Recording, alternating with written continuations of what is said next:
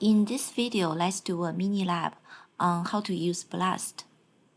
First, let's open a website, Google BLAST.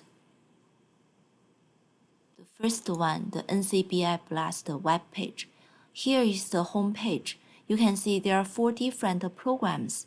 The first one is nucleotide BLAST.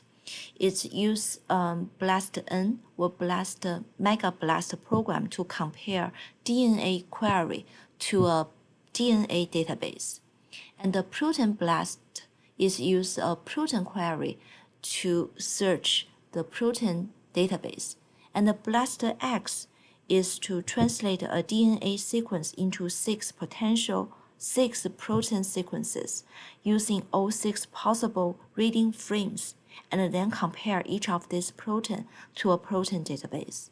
While tblastn is to first translate every DNA sequence in a database into 6 potential proteins, and then to compare your protein query against each of those translated protein. And first, let's use the nucleotide BLAST. Here you can see in the first section is the area you can enter the query sequence.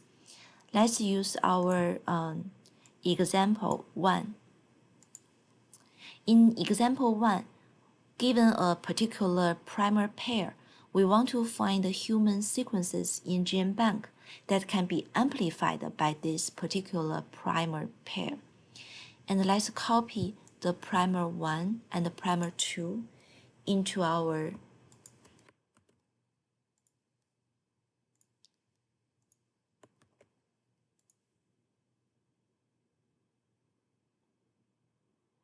and then let's put a series of n in between of them.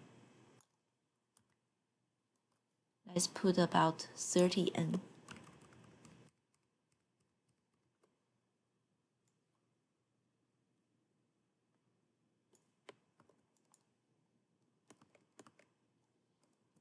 And connected these 2 primers together. Okay, that is the first section. You can also upload a file. And you can do multiple sequence alignment.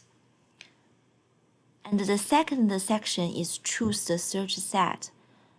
By default is the standard database, the non-redundant nucleotide collection. You can look at the detailed description. It includes GenBank, EMBL, DDBJ, PDB, RefSeq sequences, but does not include EST, STS, GSS, and extra. And the total number of the sequences is about 56 million. And the last update date is last year.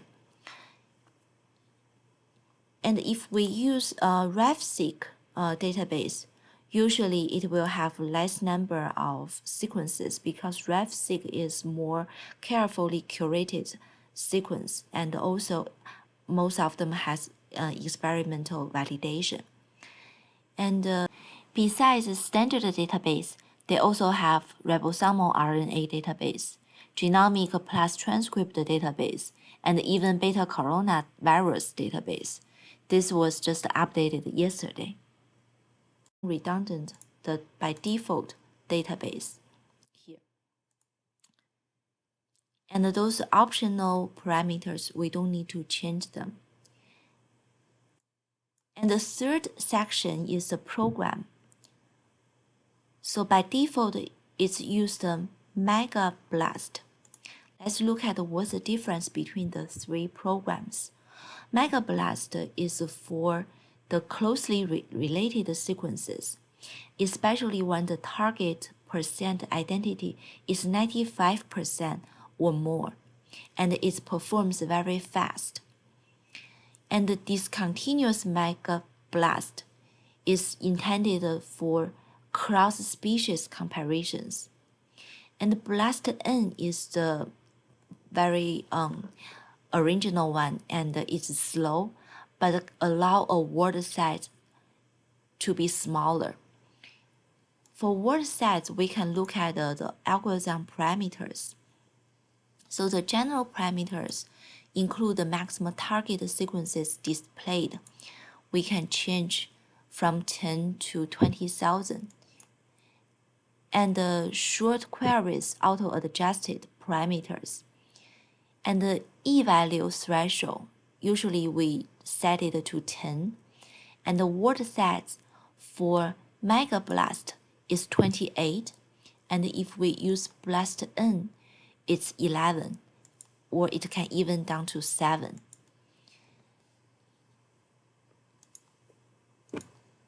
And for the scoring parameters, the match scored 1 in Mega BLAST.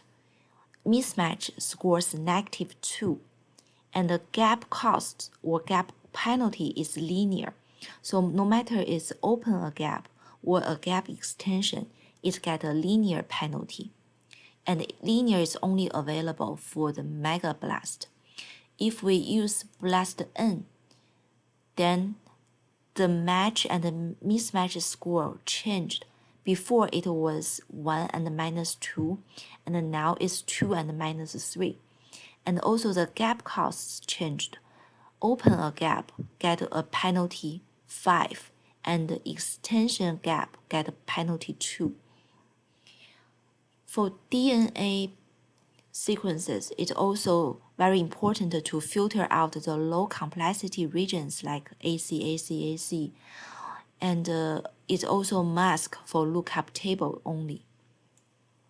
So for this example, since we put a long string of n into the query, so of course it will not be very similar to any specific sequences in the database.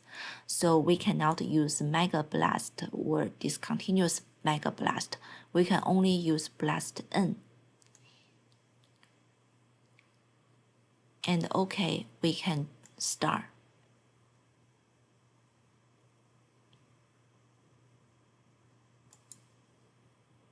Oh, we haven't limited our search to human sequence. Okay, so let's go back. Oh, it's already come out.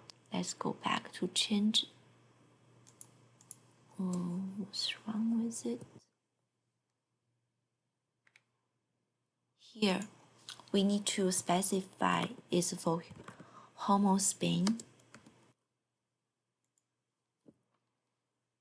And okay, let's do it again. Now we have the result. It took about 20 seconds to get the result. First section, you get all the job details about the BLAST. And then you can look at the hit table. It's ranked by the e-value. And the maximum score means the segment alignment score for one segment. And the total score is the alignment score for all the segments on the query. And we can see the 71 means there are 2 hits. That is what we are looking for. And let's look at the graphic view. From here, we can see there are total 22 subject sequences. That means 22 sequences in the GenBank was aligned to our query sequence. And there are about 16 of them get 2 hits, aligned both on the forward primer and the reverse primer. And 6 of them only aligned to 1 primer. Alignment view, we can see exactly how it aligned to what location, genomic location.